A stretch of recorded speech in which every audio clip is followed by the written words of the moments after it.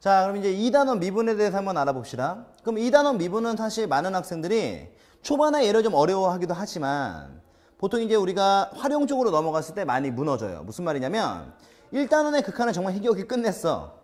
그럼 2단원의 미분에서 우리가 좀 더 쉬워졌으면 좋겠지만 난이도는 더 올라간단 말이죠. 그래서 학생들이 버티다가 특히 미분 활용 쪽 넘어갔을 때 우리가 미분은 사실 큰 수업을 보지 못하면 그 활용을 왜 배우는지조차도 이해를 잘 못해. 그래서 일단 미분은 가장 중요한 것이 디테일한 세부적인 내용을 어떻게 공부하냐라는 것보다는 미분이 어떤 식으로 흘러가는지를 우리가 알고 나면 활용 파트를 왜 그렇게 풀어야 되고 유희태는 그걸 왜 강조하는지를 정확히 알 수 있게 되는 거니까 일단 우리가 이번 시간 미분은요. 큰 수업을 제가 좀 보여드릴게요. 그래서 일단 우리가 수학에서 이야기하는 미분이라는 것은 뭐 굳이 이야기를 하자면 뭐 잘게 쪼갠다 이런 뜻인데 그건 큰 의미 없고 모든 내용의 출발을 바로 뭐야? 변화율로서 출발을 해.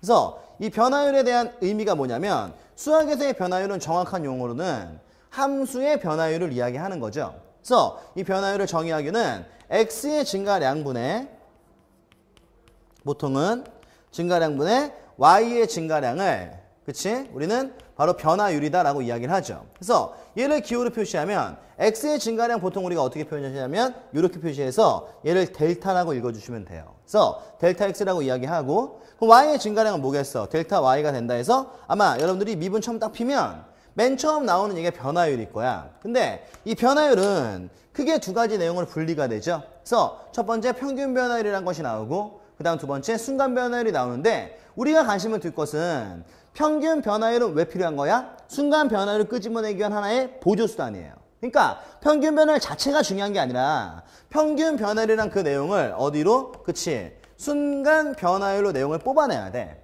그럼 우리는 순간 변화율이란 이 개념은 뭐냐면 다른 말로는 이 순간 변화율을 뭐라고도 얘기한다? 본격적인 시작이죠. 바로 그치? 미분 개수라고도 이야기한단 말이죠. 그래서 일단 얘가 그럼 의미하는 것도 결국 변화율이기 때문에 우리가 지금 이야기한 이 변화율은 잘 들어봐.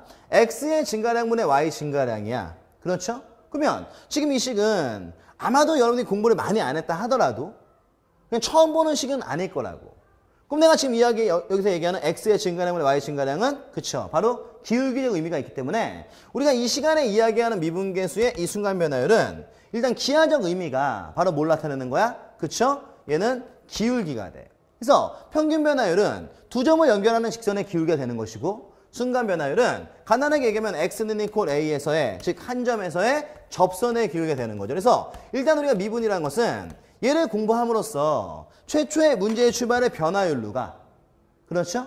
그래서 우리가 이 변화율을 순간 변화율이라는 내용으로 확장을 시켜서 얘를 미분계수라고 빼내. 근데 뭐 굳이 이야기하자면 이 미분계수가 다시 뭐가 돼? 도함수가 되고 도함수가 다시 미분법으로 연결돼서 나중에 미분의 형태는 굉장히 쉬워지죠. 근데 중요한 것은 그 변화율이라는 의미는 변함이 없다라는 얘기지. 그래서 우리는 미분에 대한 활용으로서 첫 번째 한 점에서의 접선의 기울기를 구할 수 있잖아.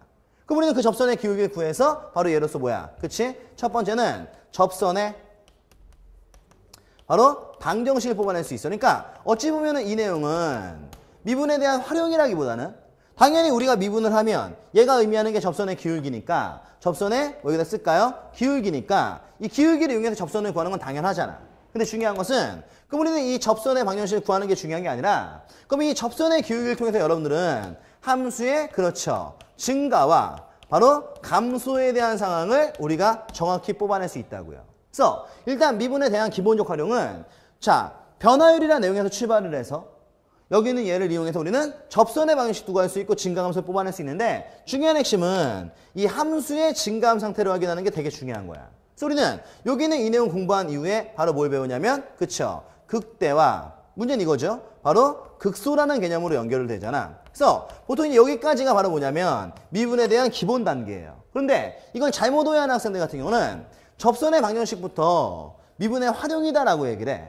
그럼 실제로 우리 구조상 미분이 만약에 이만큼의 내용이라면 요만큼만 기본인 거고 나머지는 싹 다 뭐가 되는 거야?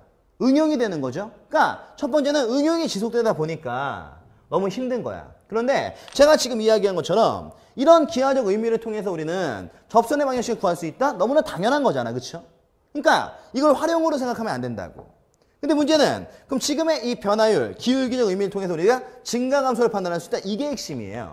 그럼 우리는 이 증가 감소를 통해서 새로운 개념인 극대와 극소라는 걸 공부를 해. 그러면 극대와 극소는 그래프의 모양으로 봤을 때는 극대는 증가하다 감소하는 거니까 이런 부분을 이야기하는 것이고 극소는 감소하다 증가하는 거니까 이런 부분을 이야기하는 거잖아. 그래서 우리는 그럼 이런 증가 감소와 극대 극소를 통해서 내가 뭘 끄집어낼 수 있느냐? 바로 그쵸. 이게 핵심이야. 그럼 지금의 이 내용을 다 통틀면 우리는 그래프에 대한 누구를 그쵸? 개형을 조금 더 정확하게 그릴 수 있다고. 그래서 우리가 미분을 공부하는 가장 근본적인 이유는 바로 뭐냐면 그래프의 개형을 그리기 위함이에요. 그러니까 그래프의 개형을 그려서 그 뒤쪽 부분을 해결하는 거야. 무슨 말이냐? 그럼 이제 이 뒤에 나오는 내용이 뭐야? 첫 번째, 그쵸? 최대 최소에 대한 내용이 나오죠. 그럼 분명히 일반 서적에 보면은 막 공식들이 나와 있을 거야. 뭐 구간의 양끝인 A를 집어넣어라, B를 집어넣어라, 극대극소를 구해라, 제일 큰 게 최대, 가장 작은 게 최소. 필요 없어요.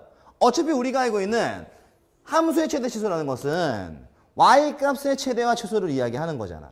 그러니까 만약에 주어진 함수의 그래프만 그릴 수 있다면 그 그래프를 보고서 최대 최소를 빼내는 거야? 아무것도 아닌 거야. 공식 외울 필요 없이 그래프를 해결하시는 거예요. 그 다음에 이 다음에 나오는 게 바로 뭐냐면 방정식에 대한 활용이죠. 근데 중요한 건 이거야. 공부를 정확히 못하잖아? 그러면 방정식과 미분이라는 이 단원에서 내가 뭘 공부해야 될지도 모르는 학생들이 태반이야. 그런데 방정식과 미분이라는 이 파트는 나오는 문제 형태가 바로 뭐냐면 방정식에 잘 따라와. 근을 구하는 것이 아니라 바로 실근에 바로 뭐예요? 개수에 관한 문제가 나온다고요. 그러면 우리가 알고 있는 방정식의 실근의 개수에 대한 문제는 말 그대로 방정식을 풀어서 몇 개 나오냐 이걸 물어보는 것이 아니라 모든 문제를 다 뭐야? 그래프의 개형으로서 교점의 개수를 해결하라는 얘기거든. 그러면 바로 미분 파트에서 나오는 방정식은 이런 문제야. 그러니까 이 문제 역시 마찬가지로 그래프의 개형으로 해결하면 되는 거죠. 그 다음에 이제 세 번째로 나오는 게 바로 뭐야? 그치? 부등식에 대한 증명인데 얘도 마찬가지야. 우리가 얘를 잘못 공부하면 부등식과 미분 이렇게 써 있어. 그럼 얘도 잘 몰라요. 부등식을 미분을 이용해서 풀 수 있나? 이런 생각하는데 여기서 이야기하는 부등식은요. 싹 다 그 내용이 항상 성립하는 부등식이야. 그럼 우린 그런 놈을 바로 뭐라고 부르냐면 그치? 절대 부등식이라고 이야기를 해요. 그러니까 절대 부등식은 항상 성립하는 거기 때문에 x의 범위가 무의미해. 그럼 우리는 얘를 만족하는 어떤 특정한 개수를 구하든가 아니면 이 부등식을 증명하는 게 포인트죠. 그러니까 마찬가지야. 그럼 부등식을 증명할 때 우리가 가장 편하게 할 수 있는 도구가 바로 뭐야? 역시 그래프의 개형이지. 해서 일단 대부분의 모든 미분은요. 딱 극대극소까지의 개념이 기본이야. 그럼 이때까지 공부한 내용을 토대로 해서 그래프의 개형을 딱 그리면 이 이후에 나오는 세 가지 개념은요. 전부 다 뭘로 푸는 거라고? 그래프로 푸는 거야. 요 내용을 여러분들이 항상 생각을 하셔야 돼요. 그래서 일단 우리가 미분도 마찬가지일 거 아니야.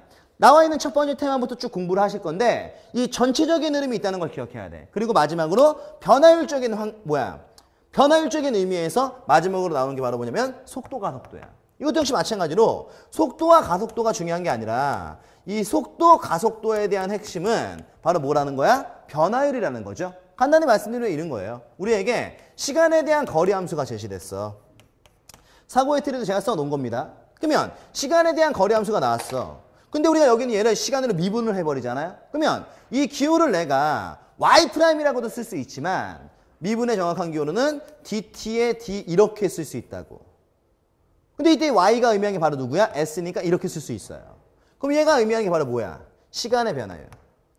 얘가 의미하는 게 뭐야? 거리의 변화량?